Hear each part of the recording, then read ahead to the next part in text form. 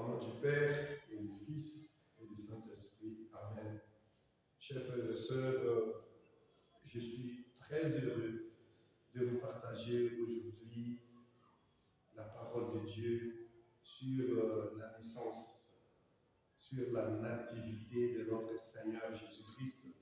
D'ailleurs, je voulais commencer par ces chants, ces petits refrains qui, quand je le vois, quand je l'entends, je suis très heureux de les partager avec vous. Un enfant nous est né, un fils nous est donné, éternelle est sa puissance. La parole de Dieu, aujourd'hui, nous avons à méditer sur 3 textes sur l'incarnation. Je vais commencer par cette petite introduction. Dieu nous aime tant. Malgré que nos parents ont désobéi à Dieu dans le jardin d'Éden, mais Dieu n'a pas laissé son peuple. Il est venu. Il a envoyé des prophètes. Il a envoyé des gens pour venir parler à son peuple, pour venir le ramener vers le Père. Voilà, vous-même, vous connaissez, il a envoyé Moïse et son frère Aaron pour libérer le peuple de l'esclavagisme. Et aujourd'hui, il envoie son fils, né de la Vierge Marie. Moi, je préfère prendre, il a pris chair de la Vierge Marie et pris condition, notre condition humaine, excepté les péchés. Il est devenu l'un de nous et pour nous sauver, pour que nous puissions devenir des enfants de Dieu. Et la première lecture aujourd'hui, qui est tirée du livre du prophète Isaïe, que moi j'aime bien appeler le prophète messianique, aujourd'hui, il nous dit, ça je vais vous lire cette petite partie, il dit, un enfant nous est né, un fils nous est donné, sur son épaule et les signes du pouvoir. Alors maintenant écoutez, il dit son nom, et puis tout le monde proclame que son nom est proclamé conseiller merveilleux, Dieu fort, Père à jamais, prince de la paix, et son pouvoir s'étendra. S'il a le pouvoir, s'étendra partout. Et on dit, la paix sera sans fin.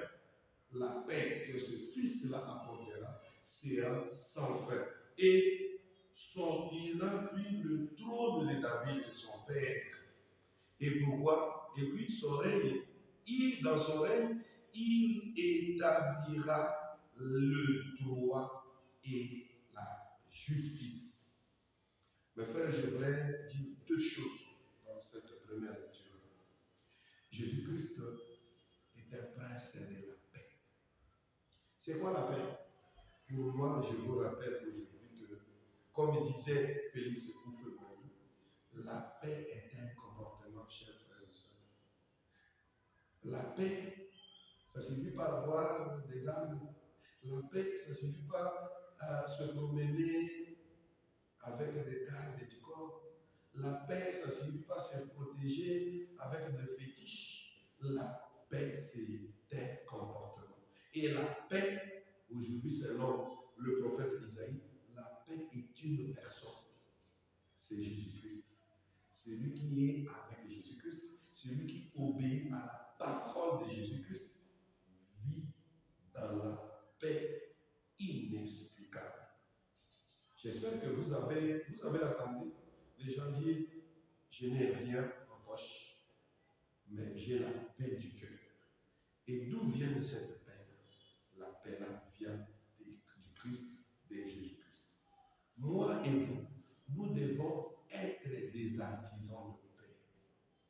Pour qu'il y ait la paix, chacun de nous doit faire un effort de vivre comme un homme de paix.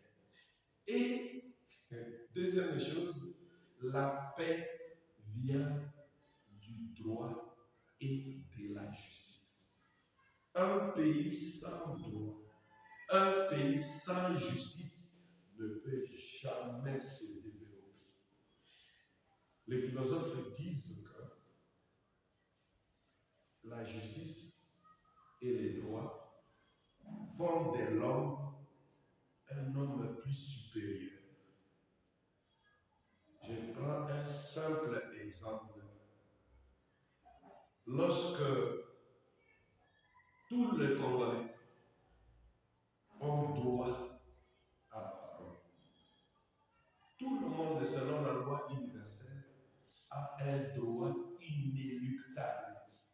Et dès qu'on lui enlève ce droit-là, il y a des désordres, il n'y a plus de paix. Il y a des désordres, frère, je sais, il n'y a plus du paix. Et lorsque le droit est établi, ce n'est pas le droit qui on donne le droit, on est en train d'aliéner le droit. Ici, le plus fort se font la justice. Je prends l'exemple de la justice.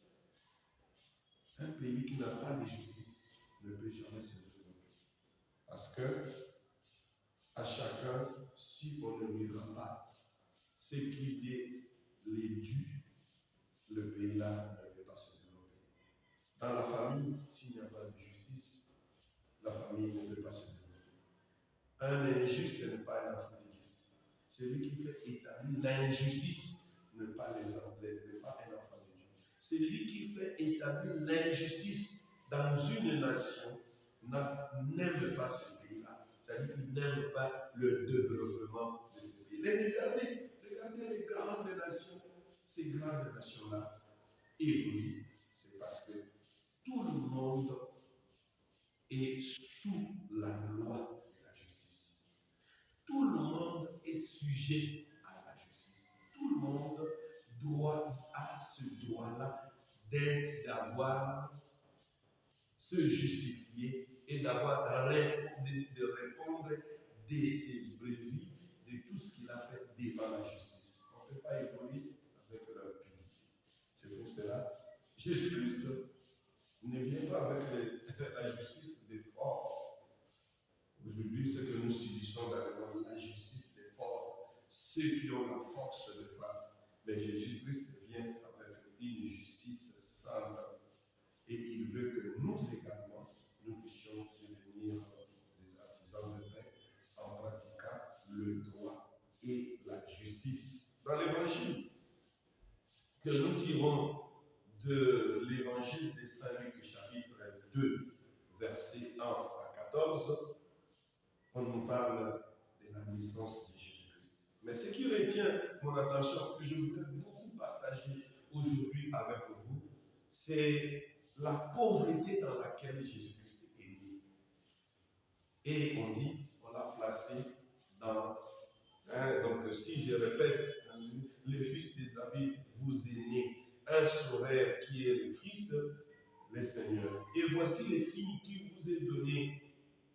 Vous trouverez un nouveau-né emmailloté et couché dans une mangeoire. Chers frères et sœurs, nous savons une mangeoire de bétail.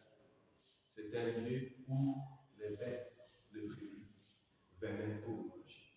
Et Jésus-Christ vient coucher dans une mangeoire. Qu'est-ce qu'il nous montre? Jésus-Christ nous dit que lui, il n'est pas un roi dictateur. Jésus-Christ n'est pas un prince injuste. Jésus-Christ n'est pas un prince qui écrase son peuple. Jésus-Christ est un prince qui dort dans une mangeoire. Il attend que chacun de nous, librement et volontairement, puisse venir le manger. Jésus-Christ se propose pour nous comme une nourriture.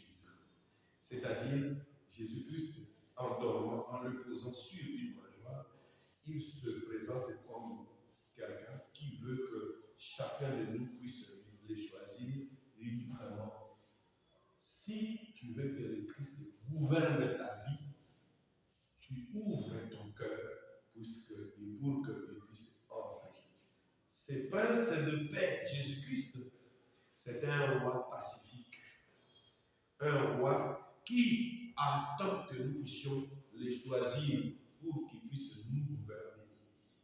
Voilà que la liberté des enfants de Dieu nous demande de choisir le Christ.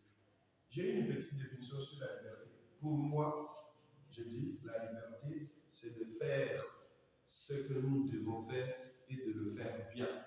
C'est-à-dire dans nos choix. C'est-à-dire de bien choisir. C'est-à-dire, bien choisir, ça signifie choisir la vie. Choisir la vie qui est Jésus-Christ. Choisir la paix qui est Jésus-Christ. C'est pour cela que je dis, le Christ, l'Emmanuel, Dieu parmi nous, est né aujourd'hui. Et il est couché dans une mangeoire. Il attend que nous puissions le choisir pour qu'il gouverne notre vie. Imaginez-vous que vous avez ouvert votre cœur pour que le Christ vous gouverne. Vous serez un homme de pardon. Vous serez un homme de paix. Vous serez un homme juste. Vous serez un homme vrai. Vous allez être un homme ou une femme sincère. Vous serez un homme d'amour. C'est celui qui aime ses frères et sœurs sans profiter d'eux.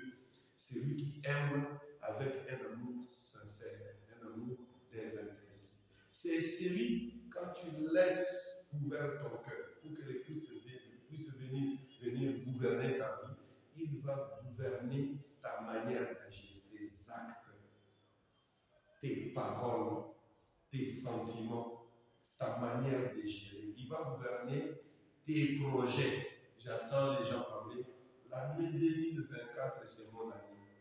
J'entends les gens dire, l'année 2025, c'est mon année. Et cette année-là, tu veux entrer dans l'année 2025 avec qui comme gouvernant de ta vie? Est-ce que tu as choisi l'Emmanuel, le fils de David, le fils du Père, le roi, le prince de paix, Jésus-Christ, qui est couché dans une mangeoire comme un être faible, un roi pacifique pour gouverner ta vie? Si le Seigneur est le maître de ta vie, tu seras béni, tu seras délivré et tu auras une joie éternelle, une joie que personne ici sur cette terre peut te l'emmener. Par son incarnation qui nous aide pour que nous puissions écouter sa parole, obéir à ses commandements, aimer Dieu, aimer ses frères et sœurs et devenir artisan de paix pour le développement de ma vie, pour le développement de mon quartier, pour le développement de ma famille et pourquoi pas de mon église et de ma nation. Que le Seigneur le bénisse. Joyeux Noël à vous tous et bonne méditation.